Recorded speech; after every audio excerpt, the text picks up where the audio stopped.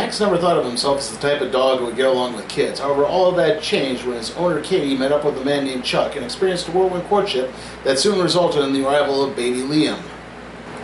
Though things started out rough at first, eventually Max would form a bond with Liam. However, when he realizes that there's a lot of dangers out there in the world for a kid, it begins to result in Max undergoing some psychosomatic-induced itching phases. Itching that becomes exacerbated when Max realizes that Liam will soon be going off to preschool. Meanwhile, superhero Captain Snowball is drafted by a Shih Tzu named Daisy into helping to free a Siberian tiger that's been purchased by an abusive circus owner. This is The Secret Life of Pets 2. So yeah, this has a lot of weird plots going in it. Basically, the whole arc with Max going out to the country, encountering the character of Rooster, voiced by Harrison Ford, and learning to be brave and to basically learn that eventually he's going to have to let Liam learn on his own, and he can't always be there to protect him, and also to be brave in his own right, not to allow panic and anxiety to eventually take over, I guess, for lack of a better term. And then we have this other plot, which is about animal abuse at a circus. Yeah, and Daisy and Snowball work to free this tiger cub named Who, and try to hide it from Sergey, the abusive circus owner, who sicks his wolves on a bow that Daisy accidentally left behind at the scene. And that leads to a free-for-all throughout New York City. That leads to Who eventually being kept in Max's apartment while Max is out at the farm. Duke is also in the movie. There's also a subplot with Gidget involving her thinking that she's finally about to form a relationship with Max when he asks her to guard a special bee-themed squeak toy. And she inadvertently loses said toy into an apartment full where a crazy cat lady lives, basically. And Gidget has to go to Chloe to learn how to be a cat. And she eventually, this is what you see in the trailer, she wins the cats over by catching the red dot from a laser pointer and eating it, and thus becoming their new god. And eventually, like I said, all these plots kind of come together with Max learning to be brave and working with Snowball to rescue the tiger cub after Who, that's the name of the tiger cub, and Daisy are kidnapped by Sergey, the evil circus owner, and he intends to turn Daisy into a dog cannonball. And Snowball has to fight off the juggling helper monkey named Little Sergey.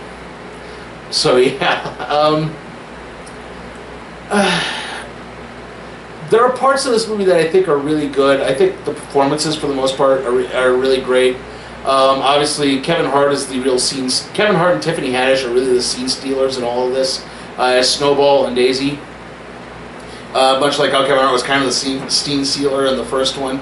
Like I saw the first one, I thought it was all right, but admittedly, the characters of Max and Duke are the most boring characters in the film, and they're not very interesting at all. And unfortunately, the same kind of holds true here. Harrison Ford's character of Rooster is woefully underutilized. I mean, really, that whole arc is done in about 5 or 6 minutes of an 80-minute film. That's not really a good ratio. Likewise, I did like the bits with, again, Gidget having to learn to be a cat and having to go, like, that part, those parts are funny, but there's just not enough of them. And it seems that the whole, I mean, really, the overarching plot about the abusive circus owner is a little dark for a family audience. I remember some of the kids in the audience were none too pleased about some of the scenes where you have a tiger cub literally just being whipped and forced to jump off of a platform, and it didn't, that while not necessarily bad, it did kind of, I think it did leave a bad taste in some people's mouths. I would say this, the climax where Sergey is trying to leave on a train and you have Max and Snowball working together to get on the train and get through it to save Daisy and the tiger cub. That works really well, and it's like Gidget again winds up bringing the cat people, or the cat lady, it rallies the cat army basically to come to Max's aid, and that's really how that ends. And then the film overall ends with Liam going to his first day of preschool and Max having to learn to just be okay with it. And that eventually, Liam will come back and everything will be fine. So, yeah, like I said, I thought the performances in the film were overall good. Some pretty decent animation throughout this as well. Unfortunately, the story just seemed a little too all over the place. And like I said, I think the most interesting characters were probably Snowball and Daisy. And while there was plenty of focus on them, it wasn't in a really decent enough story, if I'm making any sense with that.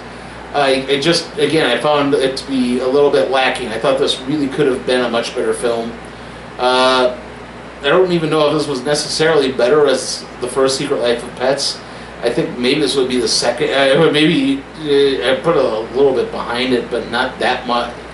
But I don't know if I'd say it was terrible, but it's not particularly great. I'm going to give The Secret Life of Pets 2 a C. Heavenly Bodies Week begins Monday. Also, I'm sorry about the fans, but it got up to almost 90 degrees in Bismarck today, so it's a little warm and stuffy in here. I need something to go.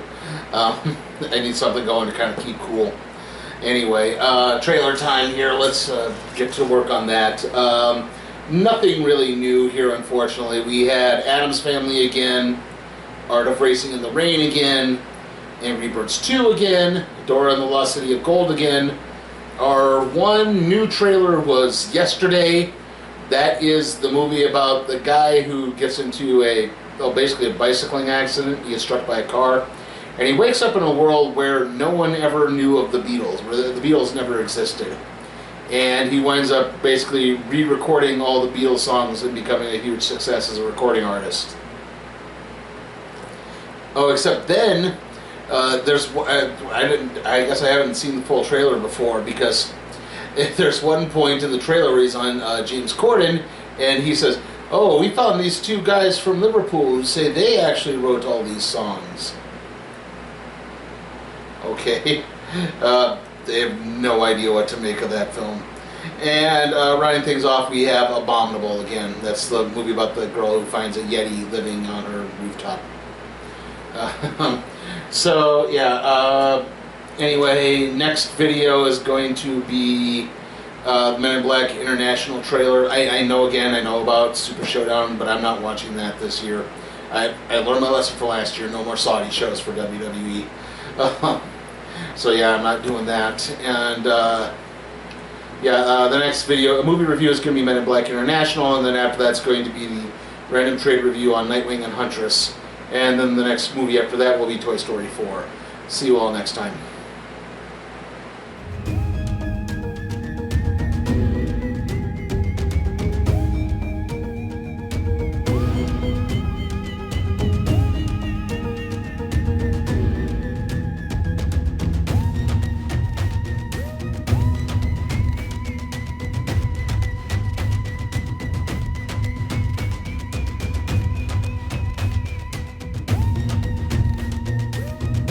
Hey guys, check out my Patreon and see how you can request a movie for me to review, even if it's some stinker like A Dog's Way Home or the Sonic the Hedgehog movie. Also, if you like what you see, give the video a like, share, subscribe, and don't forget to ring that notification bell.